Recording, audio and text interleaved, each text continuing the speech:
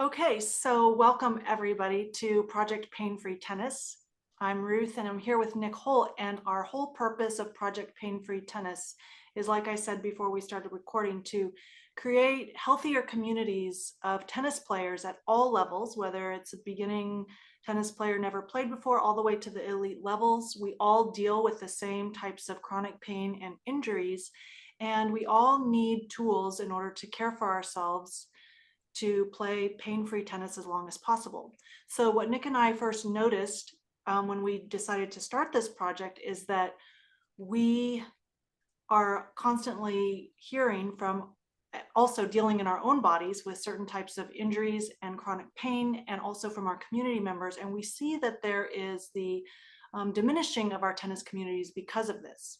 And so we have a lot of experience in the field of injury prevention and injury healing and playing, and we're both avid tennis players, and we feel like we can help empower our tennis colleagues and friends to have tools to help themselves, so that we're not consistently having to export our injuries to professionals and medications and such. There are a lot of simple tools that we can use, and we think we can help teach that. So we decided to start having these community calls in order to share and also get feedback from people to see if there actually is something that we can do to help. Anything to add to that, Nick? Yeah, beautiful, Ruth. Yeah, I think we'll go through a couple teaching sort of moments today. We'll talk about plantar fasciitis and foot pain, which is kind of topic, but we really, encourage us to be sort of conversational, and especially if it's a small group, to engage and interact. And so we're going to actually start off by doing a little icebreaker. We're just going to share like a favorite moment that you've had on the tennis court over the last few weeks. And I will go first.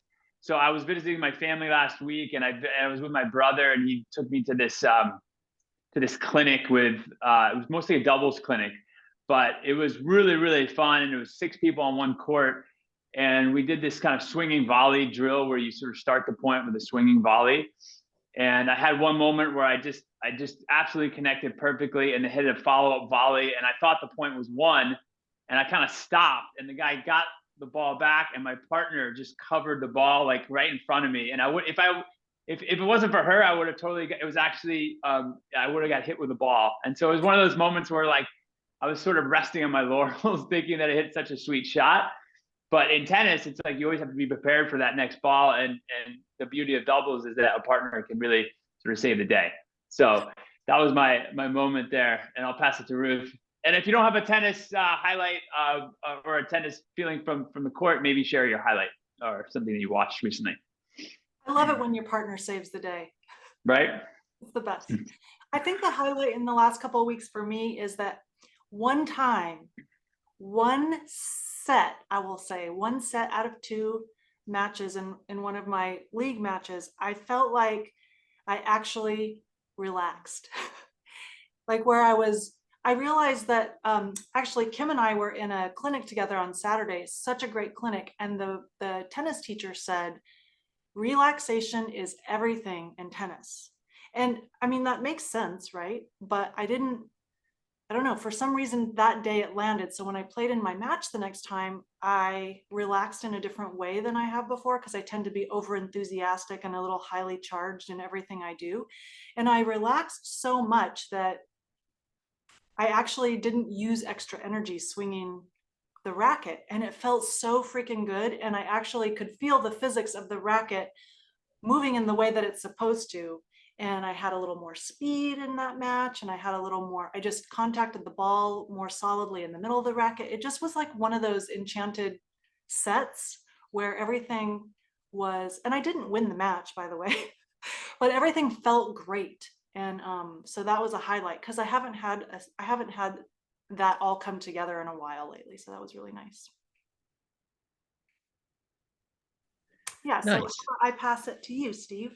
Yeah. I haven't been on the court for a little bit. Part of reason because I have been dealing with a little bit of an elbow injury, so it's so topic and timely what we're talking about. but I did have and mine was also in a group drill that we do. I was participating in once a week, and I've always wanted to practice. And I asked the pro because as you increase levels, of course, when you're standing at net and your partner is serving, sometimes that ball can come back so fast that it's all reaction, the form breaks down or whatever. So he's like, yeah, let's do this. And so he started hitting, we were at the net and he just started hitting serves from in between the service line and the baseline, just pure reaction volleys. Well, it's fascinating what happens when you see that 20, 30 times in a row as you're practicing this, because near the end of it, the ball seemed to slow down just a little bit. I seemed to hit finally the middle of the racket face rather than kind of shanking them over or barely getting them in. And so I just remember one of the last one, it was like he smashed it right at me, and it was this classic right in the middle of the racket face, right into the corner on this really hard hit ball. So anyway, that was a tiny moment. It wasn't like winning a big victory or anything, but I thought this was like progress in tennis. You hit one of these things where it's like, man, if I just slow down a little bit, I know you're reacting to a fast ball, but if you wait and let it come to you, then you can really anyway. So that was my moment, the last one. Yeah, relaxation is everything. Yeah, I think that was it. I think that was it, is that you're tense. It's so hard to move faster, and and when I'm standing at net, I don't mean to speak for everybody, when I'm standing at net and some guy's got a big forehand and your partner, not Nick, but your other partner lays it in a juicy one to his forehand, and you're just like, my grip gets tighter. I'm ready to defend myself, instead of at that moment truly just relaxing and waiting for the ball to come. So yeah. Nice. How about you, Kim? So it's so interesting. It's like each one of you touched on a little nugget that I've experienced over this past week of playing. I actually had a doubles match last night, and talking about the tension and being a little not relaxed for your match. I kind of got in that mode last night, but thank goodness for my partner. She like totally pulled me off the edge. I was about to jump on, and she kept quoting to me, stay in it to win it. And so we actually won the second set and pulled off our tie break for the match. So I think that's so important. Just, your mental and relaxation in a match plays a big role. It overtakes even any technical skills you have, if your mind is not in the right place. So that's my moment to share. Yeah, thanks. Yeah, all this reminds me, I think we all touched on it. There's a book called The Inner Game of Tennis. I know Ruth and that's one of our favorites. I know I've mentioned to Steve. I'm not sure if you're familiar with it, Kim, but I'll find it and I'll pop it in the chat here in a few minutes. Yeah. But he talks about this idea of like, you have basically, there's, what does he call it? Self one. One and two. Self one and self two, and how self one is more of like the thinking and the tensing and sort of the mind game, and self two is sort of the body and the somatic, and how so much of good tennis is just getting that self one out of the way. And when you do that, and when the mind goes out of the way and you're just sort of in the moment and you're flowing, you're feeling things, you need to have a certain skill level, but really it's the mind that gets in the way of us so many times. And to harness that self too is really powerful. So yeah, Galloway, I think you got it there. Yeah, Ruth. I think it's like Tim Galloway. And Tim Galloway. Yeah. It's so funny because like I noticed that when Steve was talking about like being at the net and I think relaxation has something to do with this, but like I noticed that when I'm in conversation, like being overly enthusiastic, or I don't know if I grew up with people who I couldn't get a word in edgewise, so I'm always trying to like get my thoughts in.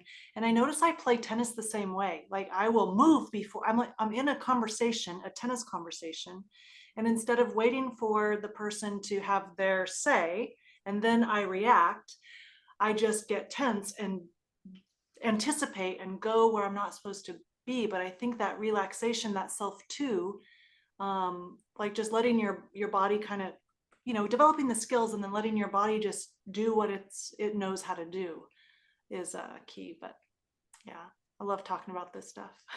Yeah. Yeah. And this kind of leads into our topic today, because a lot of what we're talking about with foot pain and plantar fasciitis, and even Steve, the stuff you're dealing with elbow pain, I mean, it's all very similar in terms of, certain areas of the body just getting sort of overused, overloaded, and those tissues getting aggravated. And so we're going to start today just by going over a few basic, really high level principles that sort of apply to everything. And then we'll sort of dive into the specifics of the foot, because that's really, really important. And then we'll do some experiments. We'll do some movements that will help with sort of long-term development of some of these tissues that maybe are underutilized and causing the overuse injuries of the foot or the elbow. So before we yeah, start, go ahead, Ruth.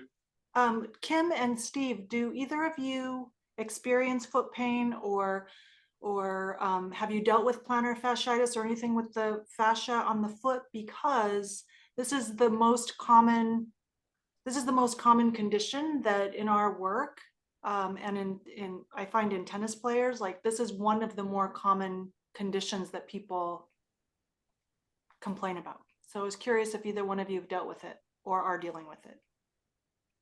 So I don't know if you would consider it foot pain. So like from my heel up the back of my heel, I kind of was experiencing some pain and issues there on my left foot, left heel area. Like in the morning, or worse with is it? So we would feel it more first thing in the morning, like first getting out of bed, kind of walking around. But as the day prolonged and I would like walk on it or stretch or do calf, raises, it would kind of ease out. And it never was to the point it was like just intense, sharp pain. It's just like that little nagging, like I'm here, I'm hurting, kind of feeling. Okay. Yeah, I'm dealing with something similar, Kim, and that essentially what that's like a Achilles tendinopathy, which very common, and we're going to talk about sort of remedies for that as well when we talk about the plantar fascia, because it really, like your description of it being a whisper and just like sort of a nagging thing is a really important piece of self-awareness, because you can start to sort of connect the dots and determine whether certain things you're doing or certain shoes you're wearing or certain exercises are making it better or worse. And especially if it's worse first thing in the morning and then it gets better with movement, that's generally a typical sign of that tendinopathy, which is very common in tennis players. And we'll talk about how you can solve that. How about you, Steve? Are your feet mostly okay, or you unmute you're muted? Yeah, no worries. Sorry about that. Yeah, generally, I've been relatively fortunate so far with my feet. It's been one of the few places that I haven't had some type of injury or soreness over time. For me, it has happened a few times, but fortunately, it's been more of a handful, less than 10, and it's very strange. I mean, I wish that it was more consistent, so that I could explain it better, but sometimes there'll just be a time where I step differently or something, and it just it hurts to walk on that foot, and then I'll walk around, it'll go in, and then it doesn't seem, and then instantly it just goes away again. So it's not like this gradual build up and slow. It just is like this kind of intense pain where and it's not something I would ever, I could ever really play tennis on. But fortunately it's come and gone so quickly enough that it hasn't really impaired me, or I haven't actually had to, drop out of any match because of that. But For me, I don't know. I don't know if you have heard something like that before, but it's just so strange that, I don't know. I don't know what to do about it. Comes and goes, seems to be almost completely random. So I don't have any data. I wish I had more data on, if it happened in the mornings, the evenings. It just doesn't seem to correlate with any time or other things. And so anyway. But generally, I've like I said, I've been very fortunate that I haven't had that hurt me too bad yet. Cool. Yeah, I think you bring up a really important point, which we'll get to in a little bit, with this idea of like data and taking notes, and like how powerful that self-awareness of starting to connect the dots between, pain, because essentially a pain signal is sort of a sign from the body that something needs to be changed, or some, right? There's some signal. And a lot of times, if we're not paying attention or we don't have that awareness, we're just, that signal is being sent, but we can't feel it. We don't acknowledge it. And if it's ignored for long enough time, that pain signal will start to keep getting louder and louder until we eventually, it gets to a point where it expands the capacity of our tissues and we get injured. So like that high level awareness of connecting some of these dots and paying attention to when certain things hurt and how much it hurts and how frequently it hurts is a really important tool that we try to teach everybody, because that just allows you to better empower yourself to take care of your body, instead of having to sort of offload that to somebody else, because we all know our bodies better than any expert can ever know our bodies, right? I mean, I think there's a role for doctors and physios and all that stuff, but we really have to sort of start to pay attention and understand our pain signals, and try different things out. And over time, this kind of leads to our first principle, which is the body is this beautiful self-healing, self-organizing system, right? That has evolved over millions of years, and that will heal itself if it's given the right environment. Do you want to talk a little bit about that, Ruth? I'm gonna let Pilar in. So just the format of the call is that we'll try to give like a high level overview of essentially what Nick is talking about, the SAID principle and first principles, so that we have the understanding, like any injury, like Steve, whether you're dealing with an elbow injury, or Kim, your foot pain, or any injury that you have, that we take this like general approach to the injury first, so that we don't have to necessarily, we can utilize our healthcare and meds and physios in a more useful way once we've done all the sort of prerequisites, and we maybe can most likely solve some of these problems ourselves. So when it comes to the first principles thinking, which is first principles of physiology, is based on what Nick said. Like, if we have to first understand and recognize that our bodies are designed to heal themselves, given the inputs that if we leave things alone and we give them the right inputs, the body will heal on its own in a very thorough way. And that the body will adapt, like, what is that? Like unbiasedly so, to whatever inputs we give it. So if, for example, we use this, we talk about chair sitting a lot because it plays a big role in how we get injured.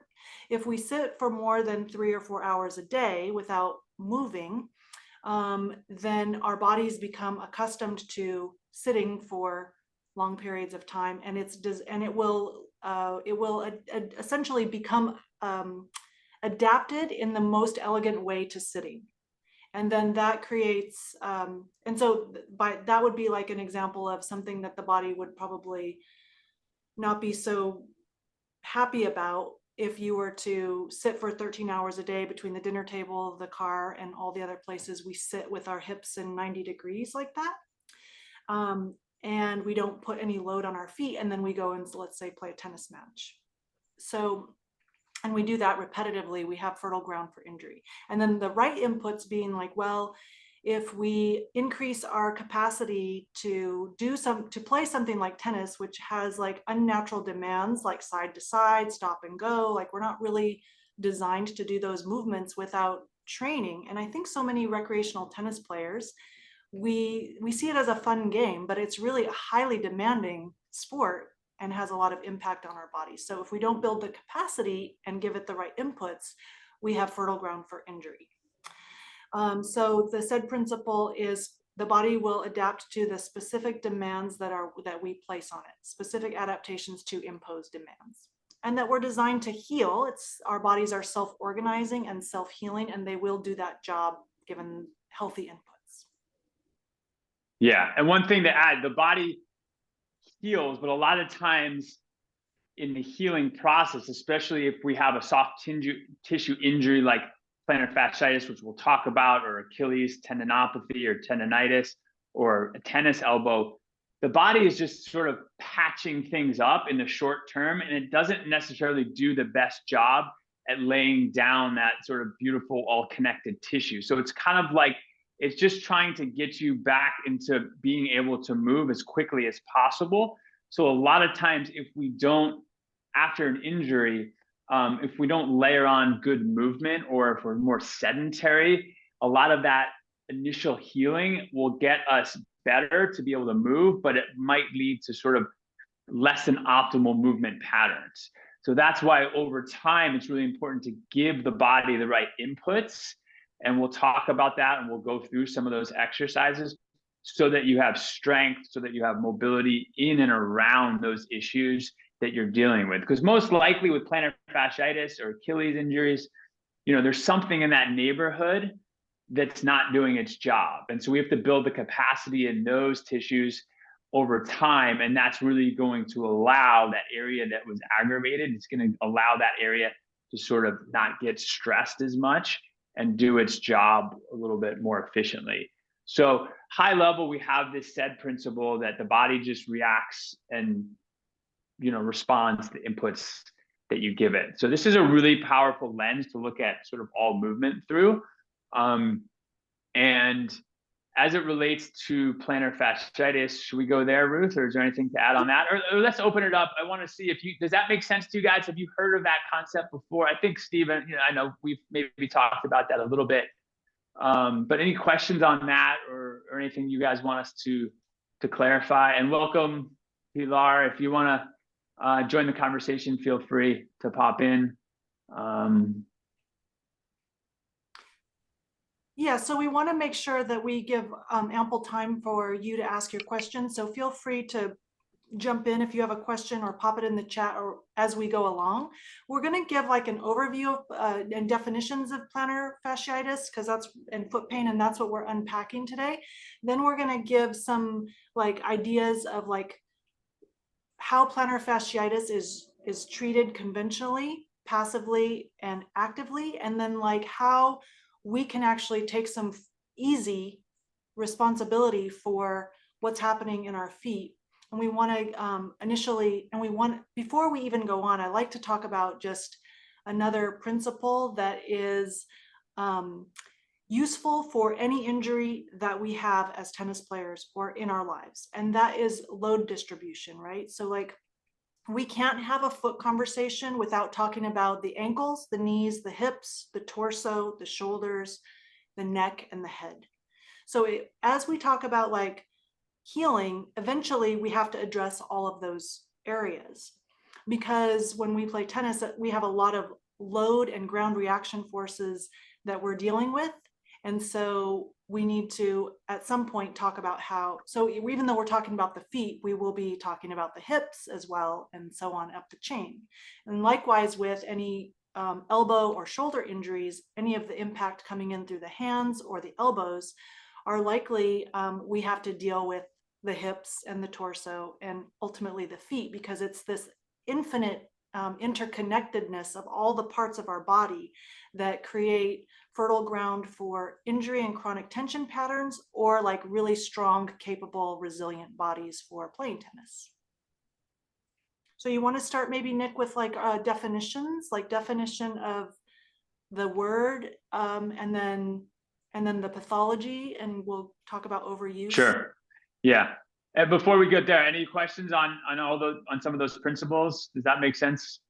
Thumbs up. All makes sense. Yeah, sounds good. Yeah. Cool. Okay. So when we're talking about the foot and plantar fascia, plantar fasciitis, so your plantar fascia is just the connective tissue on the bottom of your foot. And whenever you see the word itis, so plantar fasciitis is basically just the inflammation of that tissue. So this applies for elbow tendonitis, right? Inflammation of the elbow tendon. This also applies to Achilles tendonitis. So a simple way to think about plantar fasciitis is that tissue, like we talked about before, is just getting overloaded, and it's basically getting irritated, and it's getting a little pissed off, and it's sending you a pain signal. So if we understand how the anatomy of the foot works, we can start to unpack certain things of what might be causing that plantar fasciitis or that foot pain, because we're all uniquely different in terms of our injury history or exercise history, how we walk, how we rehabbed or haven't rehabbed an ankle injury from 20 years ago. That's all going to impact, like we just talked about, those inputs that we're putting through the body, and the body's going to adapt to whatever that is. So with the plantar fascia, one of the first things that we look at is how your foot is sort of shaped and the current sort of function of your foot. Because if we wear a typical thing that we see, and most people are wearing unnatural shoes that kind of squeeze the toes together. And when that happens, that's one thing. And also flip-flops, something that I see here in Costa Rica, is that people are wearing flip-flops and they're doing all sorts of toe curls with their toes for every step because there's no fixed point in that shoe. And so that's creating a lot of tension on that fascia, and it's just getting overloaded and overworked. So the first thing we look at is the shape of your foot, and how the foot and the toes function.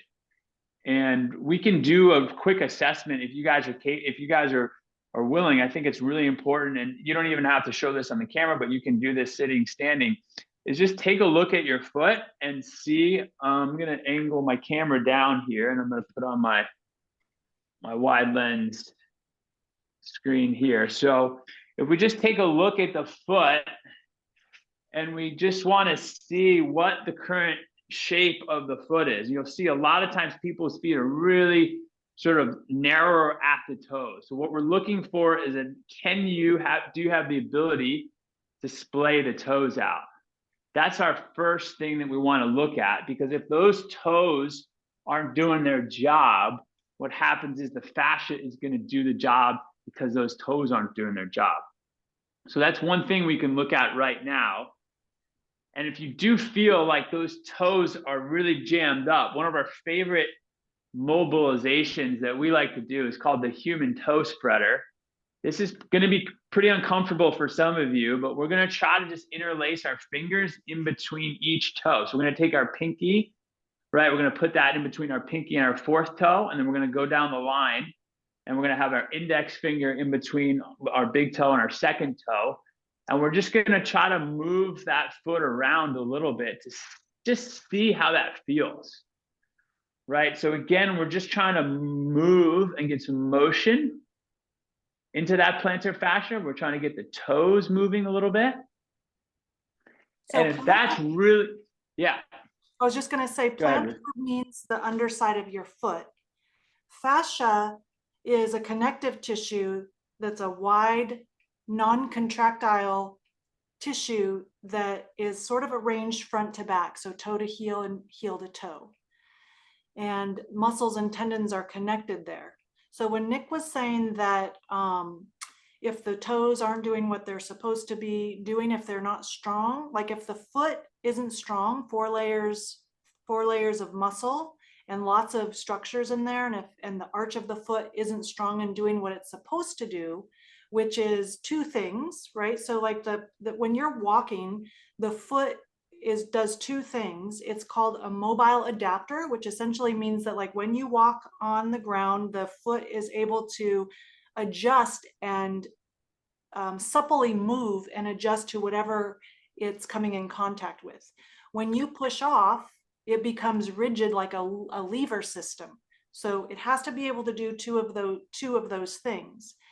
when we wear the shoes that Nick was talking about that are more narrow and the toes are squished together, which are most of our shoes, tennis shoes included, and they have a lot of arch support and they're highly cushioned and you can't feel the ground beneath you, that work that the foot wants to do naturally to get strong and resilient gets offloaded to the tennis shoe.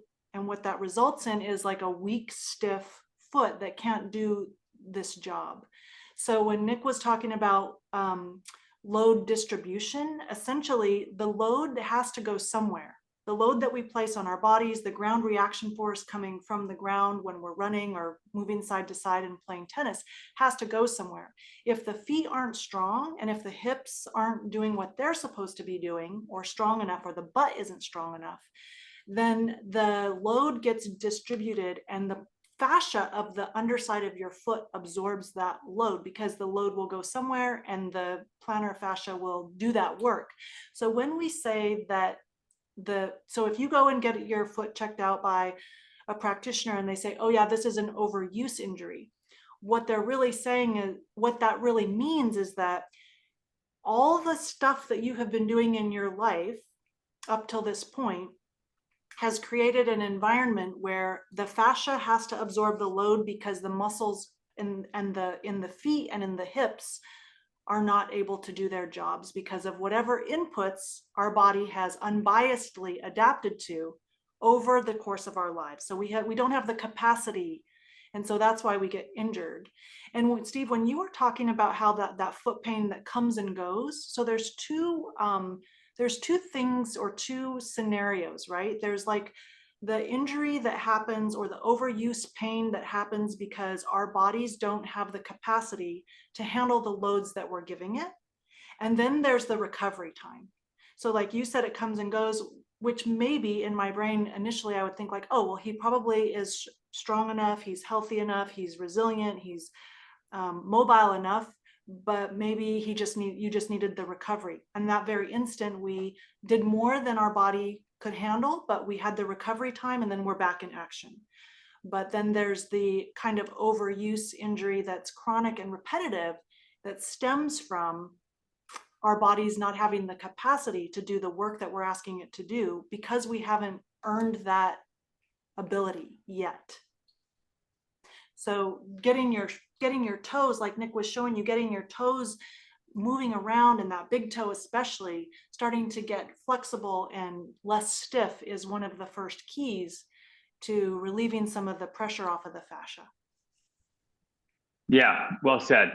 Thanks, Ruth, for clarifying that all. Yeah, thanks. So when we talk about, I think there's an important distinction to talk about here, the difference between what we call hardware and software. So hardware is actually the way that your joints can actually physically move. And then the software is like how the brain actually interacts with your motor neurons and the actual sort of functionality of how you can move your toes and move your feet and your muscles sort of reflexively. So a lot of times, like we just did there, if you look at your feet and you literally can't move your toes and they're really stiff, that's kind of a hardware issue, that by just doing that mobilization of literally just taking your foot and moving it around for 2 or 3 minutes a day, you'll start to open up some space in those tissues. And then you have to sort of layer on the software programming. So there's one thing, so it's kind of like having the hardware, having the joints moving, and then also doing some movement, some walks, some squats, some lunges, some functional movements, so that your body and your nervous system gets used to using those ranges of motion. Because a lot of times our body is just protecting ourselves because it doesn't feel safe going into a range of motion that's not stable. So it creates tension and tightness. So when we can open that space up through some of this mobilization stuff that we've talked about, but then we also have to work on some strength and patterning that we'll talk about in a second, so that those sort of changes are saved into that software. That's a lot of times people are doing the mobilizations, but they're not doing the software upgrade. So you're getting some short-term benefits, but your nervous system will always, control how your body moves, and your nervous system isn't necessarily comfortable in going into ranges that it doesn't feel stable and safe. Anything to add on that, Ruth? I think that's a really important distinction. Yeah, for sure. So like the idea would be to like, especially like getting that human toe spreader and mobilizing the toes, like that fascia needs blood supply. So just like any area of our body, it needs load, movement, and blood supply. So if we have pain or we have an injury, like the first part of that would be to calm that pain sensation down, to recognize the pain as a symptom, like Nick said, as your body's request for a change. And if you don't change something, it will get it will get worse over time, right? And then you could be dealing with something that's really degrading.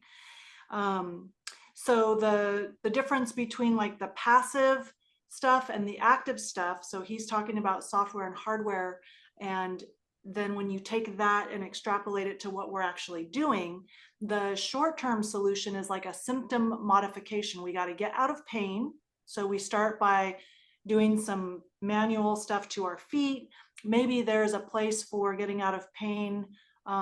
If it's really strong pain, maybe you might say like some of the passive symptom modifications, like maybe if you can't sleep, you would take a Tylenol or something along those lines, but you really use pain as a signal, and then you try to get that pain decreased, and then you start to build the capacity slowly, but you got to get yourself out of pain first, at least low levels of pain, so that you can start to tolerate building capacity back. Does that kind of build on what you're saying, Nick? Yeah.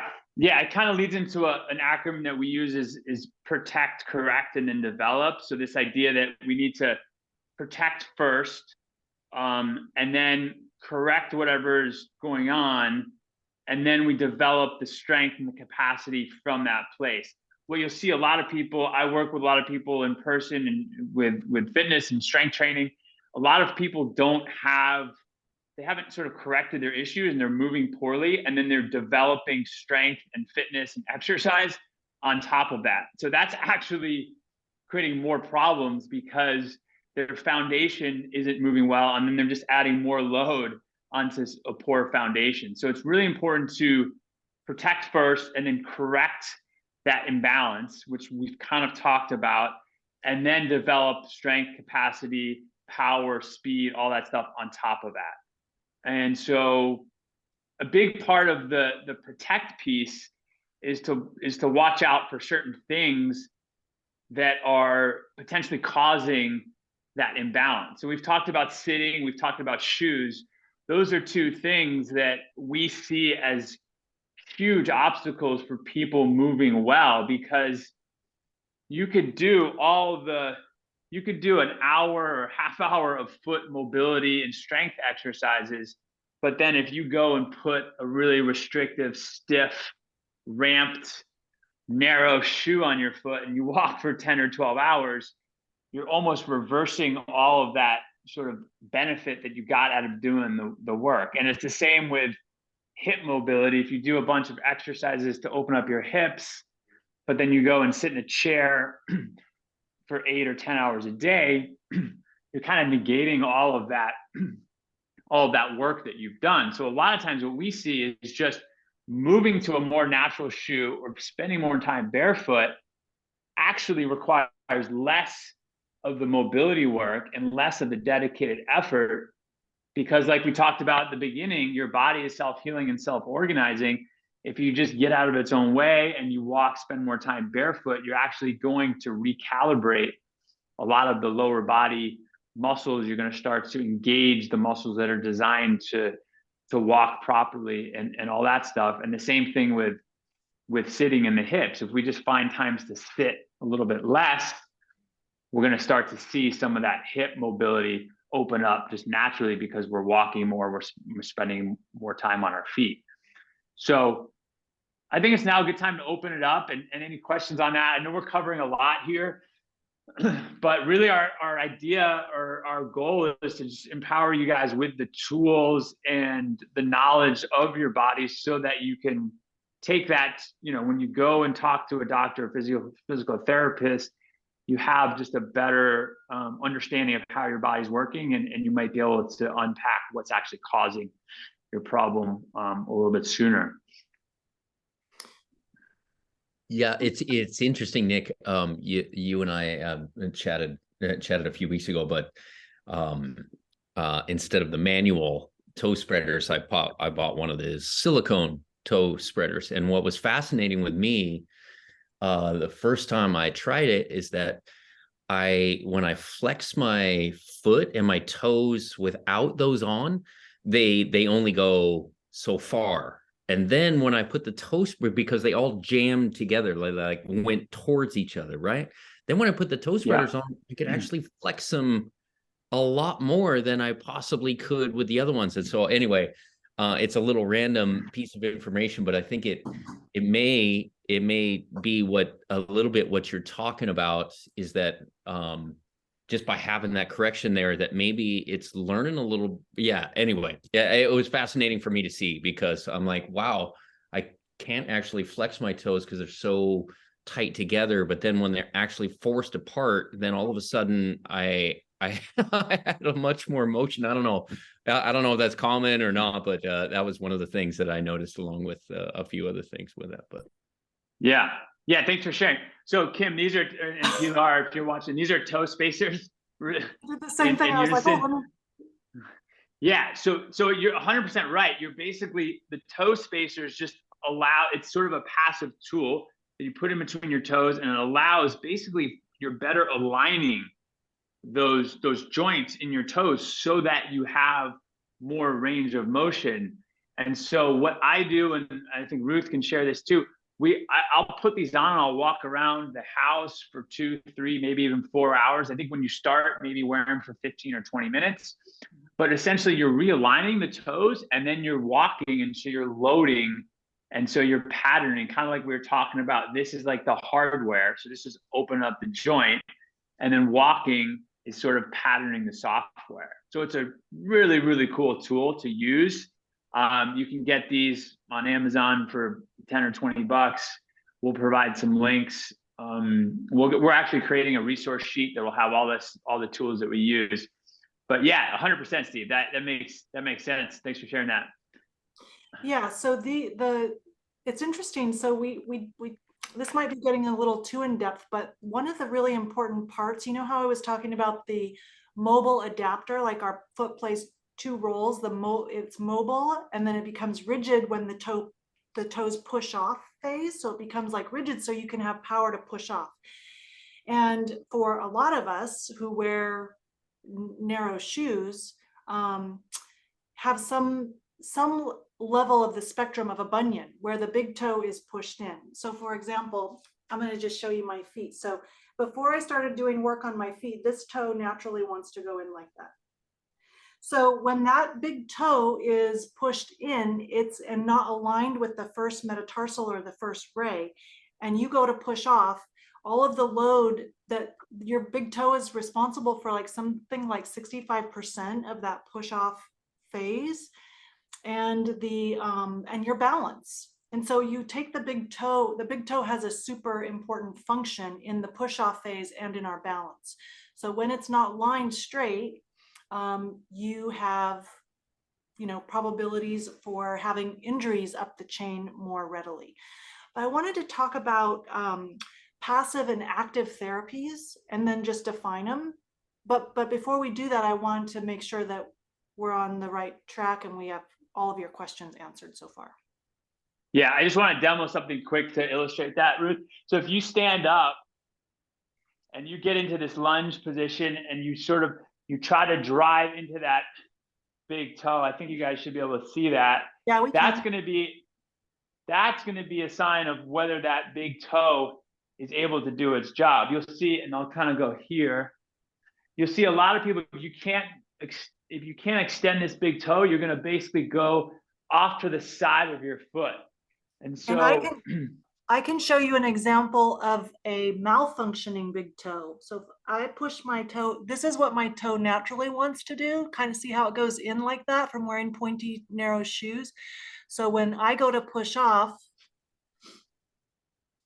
you can see that it's let me do it from this way. So it kind of is, see how the toe is facing inward?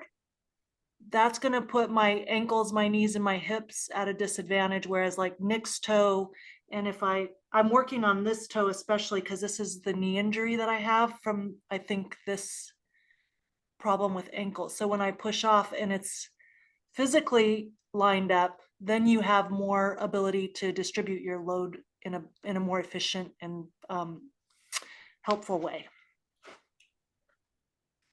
Yeah.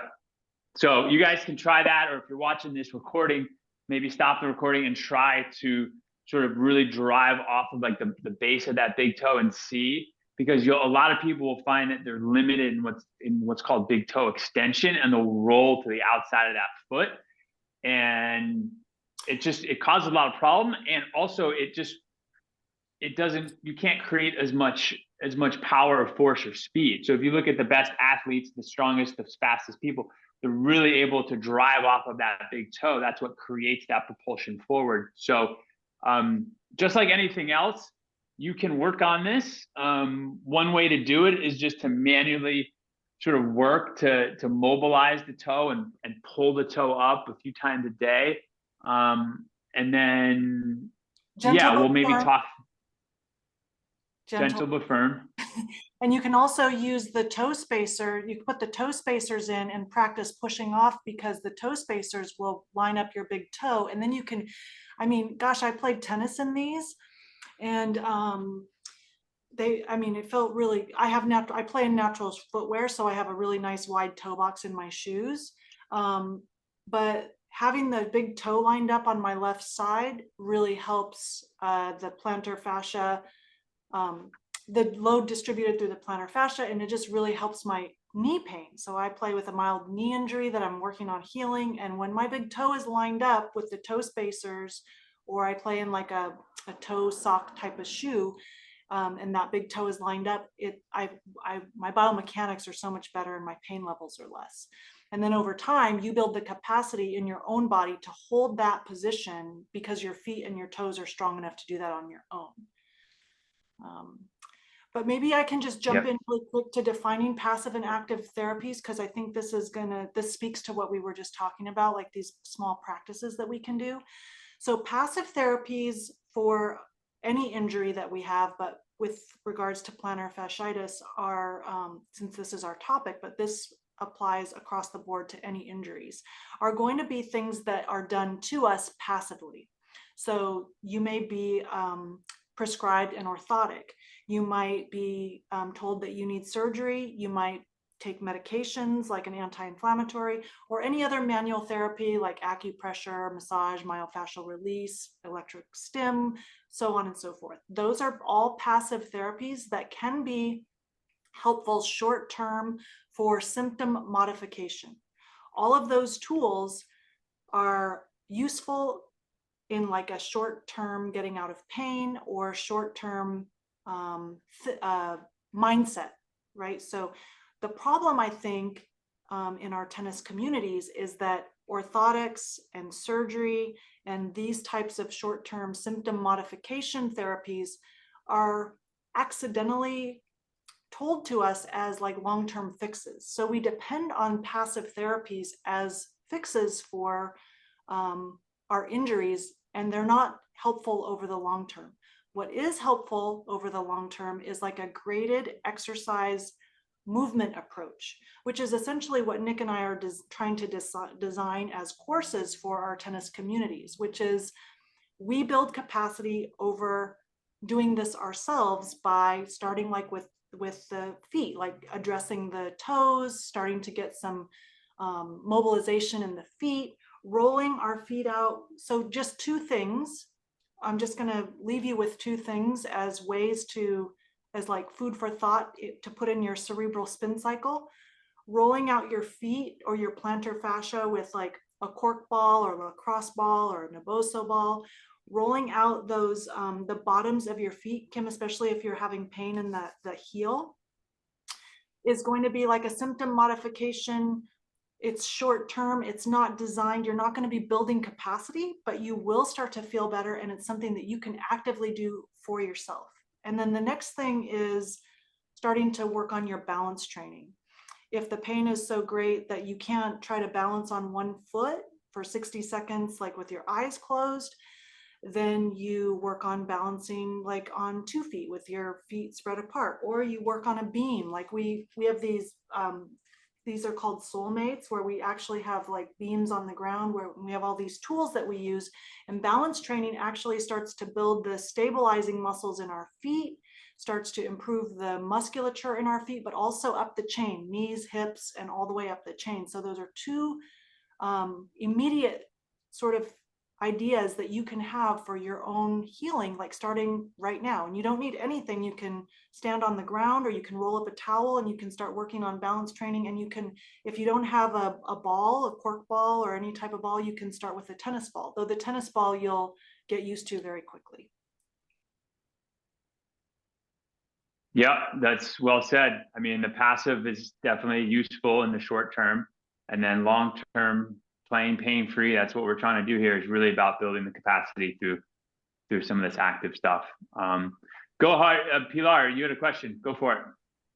Oh, I forget there's another person. Hi, how are you? Thanks, Meg. Hi, Ruth. Sure Everybody. thing. So love the topic, and as Nick might know, I had a recent knee injury, and it had to do because I sit for an extended period of time. My work is all computer, and then all of a sudden I decided I want to go back to dancing. I did a lot of dancing when I was young, and or younger. And then my body, all of a sudden, I started dancing 4 times a week. I had a knee injury, like maybe a month and a half in. And then as I was looking at recovery, I realized it's actually everything you guys are mentioning in this call. It's like, if your body was used to just sitting for an extended period of time, and all of a sudden I changed that routine, evidently my muscles are not strong enough to withstand that additional weight that I'm doing with dancing. And so I started maybe a month ago doing strength training. But I guess my question here, after sharing a little bit the context and the situation is, how long do I need? Because I've decided to give a pause at dancing. And I was dancing for 2 months. I was doing dancing and and also the strength training, but I realized it's still not enough. Like I still feel a little bit of pain in my knee. It's a little like pinching on the sides. The orthopedic doctor said it's just basically, he doesn't think I need an MRI. He just thinks it's related to weak muscles. And so, but he wasn't quite sure to tell me how long I need to be doing strength training before going back to dancing, because I don't want to have another injury. You want to go So the first? question is, like, focus how on strength. long? Yeah. How So long the should I specific be question doing is like, how? Yeah. Yeah, how long should I be doing strengthening before I go back to dancing? Like 2 months? What would be an ideal time frame in your opinion? Can I take it? Take it, Ruth. Take it away, and then we're up on time. We'll sort of go past the hour, but if anybody has to drop off, yeah, feel free. But go for it, Ruth. Yeah, Pilar. So I imagine you love dancing. And one of the things that I think is really important, especially if we love the activities that we do, like if we're tennis players or we love dancing and we go back to it and we get injured, one of the really important things to do is that we don't have to stop doing the thing we love. But let's say you were dancing, I'm imagining you were dancing, I'm just going to use an example without asking you detailed questions, but let's say I was dancing 4 times a week for an hour a week after sitting at a desk job all day. A possible approach could be like not necessarily thinking about, I need to strength train for 2 months and stay completely away from dancing. But maybe a more helpful approach would be, I'm going to scale way back. I'm not going to completely cut out dancing. Maybe I'm going to dance for 15 minutes. And like Nick said in the beginning of the call, I'm going to take some notes and see how I feel the next day after I do 15 minutes of dancing and my strength training. So it's like we get into this mode of being our own citizen scientists, that we don't have to stop doing the things we love to do, but we have to pull back, build capacity, or get out of pain. Like if the pinching is making you afraid, right? So like, I don't love having knee pain, and it makes me afraid and not have fun when I'm doing the thing that I'm trying to do. So you have to decide for yourself, like how much discomfort. You've had the MRI and they said it's like weakness related. So now you go to work. No, I haven't had the MRI, and that's why it's my doubt. Not the MRI. No, so the doctor was like, let me see if it's necessary. He suspects it's not necessary. That's just weakness because he did some examination. But I'm still always thinking there could be possibility of something else. So I don't want to jinx it, And so yeah. But you have, like, you are empowered to take it really slow. So build on the very smallest block, right? So if you're dancing 2 hours, go dance for a half an hour and see how it feels. Like, your body is so much more resilient than you think it is. And if you take it really slow and you pay attention to the pain signals, you can start to build back your capacity. And then I can't suggest like rolling out your feet enough and balance training enough. Like, you will start to build internal stabilization muscles all up the chain, from the feet to the knees to the hips to the back, to the shoulders, and that will start to really lay a great foundation. I don't know what kind of strength training you're doing, but balance training is really great internal stabilization strength training, and it's a great foundation. Is that balance? Is it like moving your joints in circles, or what exactly? Sorry, I don't know what that means. Okay, so balance training it's at the Foot Collective, which is where Nick and I we both belong to the Foot Collective, which is this community where we work on foot health, but foot health is a whole body conversation. So this is like one tool to stand up. So I'll just give you one exercise to try with balance training. So you stand on your left foot, set a timer for 60 seconds, close your eyes, and see how many errors you make in a minute. And the goal is to be able to stand on one leg with eyes closed, no errors, and do 3 rounds of that. And so you switch from your left leg to your right leg. And you can do that on the ground, or you can do it on a rolled up towel, or you can use it on like we use balance tools from our company, but you don't have to have that. Does that make sense? Yes, I think so. And we, like Nick said, we can we have a resource sheet where we have videos that you can see, like how to assess some of this stuff and how to start experimenting with it. I personally felt with my knee injuries, when I started balance training, I started to notice a difference very, very quickly. And with rolling. Yeah, somebody was telling me that it has to do, and I've never done this, is part of it could be that I'm not stretching, or also strengthening at the ankle level. Like, that people undermine a lot the ankle and the connection of the ankle with the knee. And so I've started to looking more into that kind of like strengthening and stretching exercise around the ankle to help alleviate pain with the knee. Mm-hmm. How accurate is that? Yeah, and then it really starts. Agreed. Yeah, it does start at the feet. And I think to Ruth's point, like balance training, you're actually recalibrating, you're activating all those muscles in the foot and the ankle. So it's like, you don't necessarily have to look and find the one exercise. You can just literally stand on one foot for 60 seconds and your body is going to use the musculature to sort of calibrate the body. So what Ruth's doing now, she's using our Soulmate, which is something that, she's having to work really hard right now for her body to not fall over. So she's having to use all her muscles, intrinsic muscles in the foot. And so she's creating she's essentially doing a lot of, she's doing strength, she's doing mobility, all through balance training. And it's fun. You don't have to worry about reps and sets. It's just like 5 minutes of playing on your beam or standing on one foot, trying to just, roll up a towel if you don't have one of our beams. Again, we're going to sort of send you guys a list of resources. But that's going to be a little more challenging what she's doing with the beam. But literally, you could roll up a towel and stand on a towel like in the cylinder form, and then that'll challenge your foot and your ankle, and you'll actually feel part of your hip start to turn on, because your hip is actually what creates the stability down through your foot. So the foot and the hip are intimately related. So just doing balance training is a sweet tool because it's, you know, you're going to recalibrate a lot of those muscles in your lower limb, and the knee will therefore take on less stress. That's and it's great. something that, yeah. Yeah, no, thanks, Yeah. Ruth. That's a great demonstration. I'm inspired by one Yeah, of those. and I think, like we talked about earlier, like and you might have missed this, Pilar, but like take notes like every day and just let her write down like how much does your knee hurt, you know? Because if your knee goes from hurting like a 4 or 5 out of pain and it hurts, let's say, you know, a few times during the day, and then a week later, you know, it hurts, maybe it's a 2 out of 10 and it only hurts when you wake up, like you're making improvements, right? But a lot of times if we're not taking those detailed notes, we just don't know. And so having that awareness and taking those notes will really start to clue you in terms of like what's working, what's not working. And really it's, you know, it's an experimental process that is going to take some time.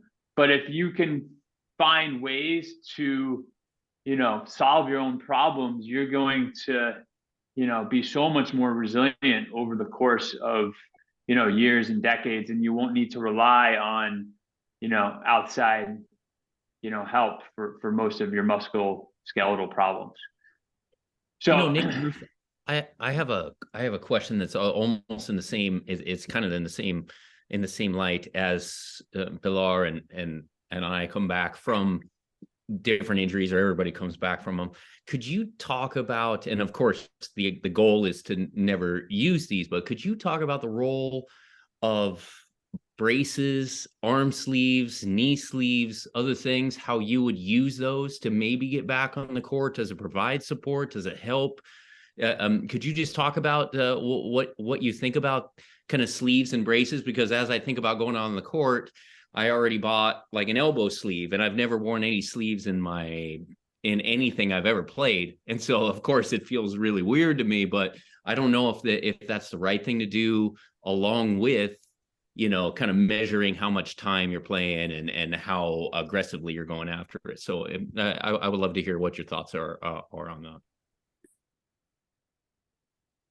yeah, I can take a crack on this. I mean, I think the sleeve is interesting. The sleeve to me is just compression. And so when you compress the area, you're just sort of changing the connection between the brain and the musculature and the tension and the tendon. So it a lot of times it might just create like it might desensitize the area to pain. And so a lot of times people wear these sleeves or the classic tennis elbow brace, and it just creates sort of like a different sensation, and it can sort of decrease the pain signal between brain and tendon or muscle.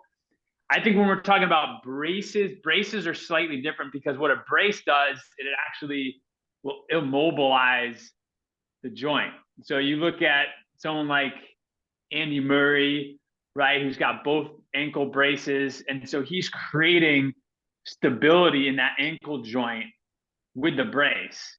So he's solving a problem there, but long term, is that gonna really create health and longevity for his hips and his knees and his low back? I would argue that probably not. Now, he's getting paid to play tennis, so he's got to do what he has to do to make a living, right? I think that's a really important distinction. Is like, for most of us who aren't getting paid to play, we're really looking at how the longevity of it. So I would argue, like Ruth was saying a few minutes ago, building the capacity in the tissues, maybe using a brace short term after the injury to sort of immobilize short term, but over time, relying on a brace is going to cause some sort of issue up or down the chain, because you're not allowing that joint to move. But Ruth maybe has a different perspective on it. No, I don't agree. I think it really is all trade-offs. And I think like educating ourselves, right? Like the sleeve sounds like, if we understand the difference between like short-term therapies that are designed for short-term use or temporary use, and we are educating ourselves, recognizing that that is not a long-term solution, and that we are building the capacity and maybe using those things because we want to we understand the trade-off, right? And remembering, and I think so the key is to like continue to educate ourselves, which is what, like, why Nick and I are wanting to have these conversations with our communities. And then understanding the difference between short-term and long-term and passive and active therapies and how we utilize those in our own lives, and that there are trade-offs, you know, like I do play with a Baker cyst behind my knee.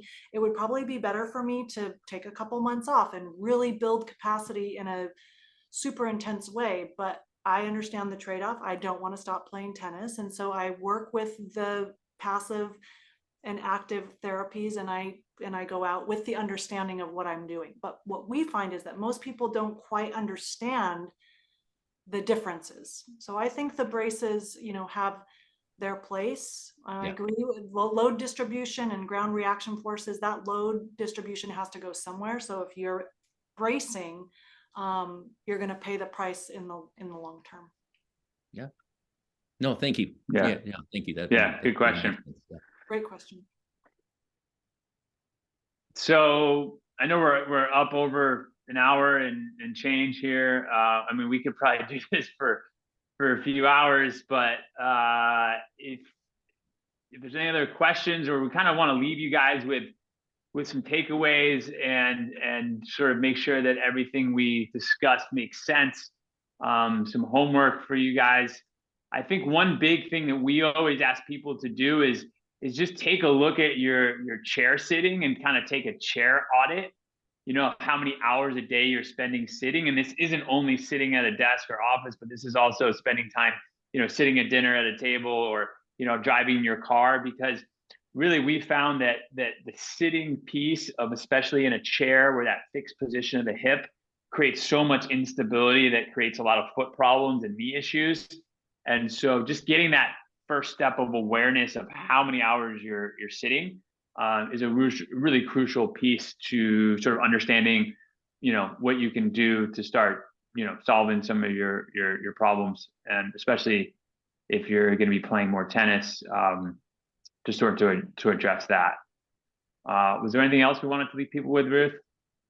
Yeah, no, maybe just the other experiment, right? About like the assessment, your balance assessment. Get yourself a lacrosse ball, a cork ball, or some type of ball, even like a golf ball might be a little intense, or a tennis ball, and start to roll out your feet 2 or 3 minutes a day and see how that feels. Even if you're not injured, just see how it feels on the bottom of your feet and notice the differences. And then maybe try that balance assessment, standing on the ground or a rolled up towel, and then assess your balance. Can you balance on one leg and then the other for 60 seconds, eyes closed, count how many errors you make on either side, and then put that down as a baseline, and then maybe try that. It's pretty fun, actually.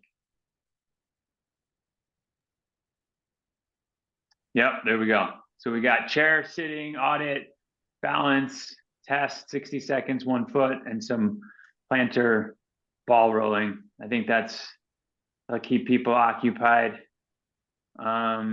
Thanks so much for joining us. Yes. Kim, Steve, any last minute questions, concerns before we sign off here? No, but thanks a lot. Thanks a lot, and both of you. That was great. Thanks. Yes, Yeah, you bet. thank you. Yeah, Yeah. I appreciate it. I got some good tidbits out of this. And it's interesting that you want us to do that audit of our standing. I just recently purchased a standing desk this I week, see so you in there. Yeah. yeah, so that will be Cool. interesting. But yes, very, very good points that I will be taking into my next week and studying myself. Thank you. Wonderful. Thank you, Nick. Thank you, Ruth. Thank Bye. you. You're welcome, Feel free to Peter. reach out with your questions. Thanks. All right, Okay. guys, take care. Have a great, wonderful rest of the day. We'll talk to you guys soon. Ciao. Okay, bye-bye. Bye-bye.